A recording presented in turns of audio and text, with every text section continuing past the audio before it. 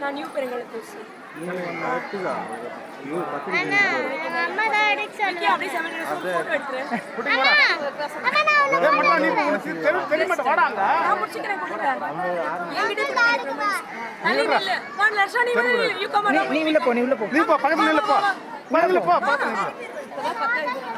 அண்ணன் எடுப்பான்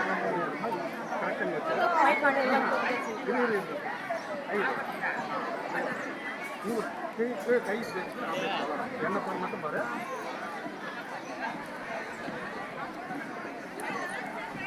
படவேடு ரேணுகாம்பாள் தரிசனம் போகிறதுக்கு நீங்கள் எங்கேருந்து வந்திருக்கீங்க? படவேடு ரேணுகாம்பாள் அம்மனை பற்றி உங்களுடைய கருத்து பக்தியை பற்றி சொல்லுங்கள். வணக்கம் சார், என் பேர் லதா. நாங்கள் சென்னை புதுப்பெருங்கலத்தூர்லேருந்து வந்திருக்கோம்.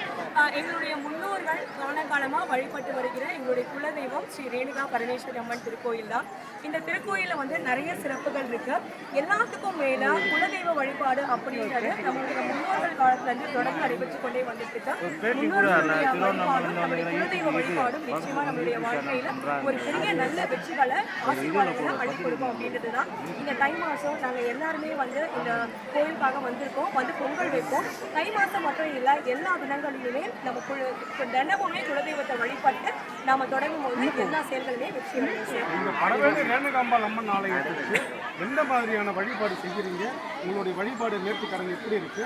அதை பற்றி கொஞ்சம் சொல்கிறேன் சார். சார், நாங்கள் எப்பவுமே வந்து எந்த நல்ல விஷயம் வீட்டில் தொடங்கினாலும் முதல்ல இந்த வந்து இந்த அம்மனை தரிசனம் பண்ணுவோம். அதே மாதிரி நாங்கள் பொங்கல் வைப்போம். சில சமயங்களில் எங்களால் வர முடியாத சமயங்களில் எங்கள் வீடு பக்கத்தில் இருக்க அம்மன் கோவிலில் குலதெய்வ நினச்சிட்டு அந்த அம்மனுக்கு நாங்கள் விளக்கேற்றி பொங்கல் வச்சு வழிபாடு செய்வோம்.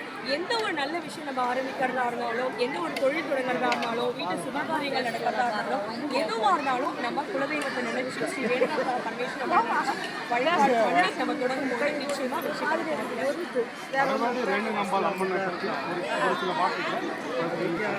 படவேடு ரேணுகாம்பாள் சக்தி கொடுப்பவங்க, நம்பிக்கை கொடுப்பவங்க, வாழ்க்கையில் நமக்கு எல்லா சொந்தமுமாக இருக்கவங்க, ஆதரவற்றவங்களுக்கு நல்ல தாயாகவும் தந்தையாகவும் எல்லா உறவுமாக இருந்து பக்கத்துணையாக இருந்து நம்மளுடைய குலத்தையும் நம்மளையும் வாழ வைக்கிறவங்க நம்மளுடைய குலதெய்வம். ஆடி மாதம் முதல் வெள்ளி 2ஆம். Thank you sir.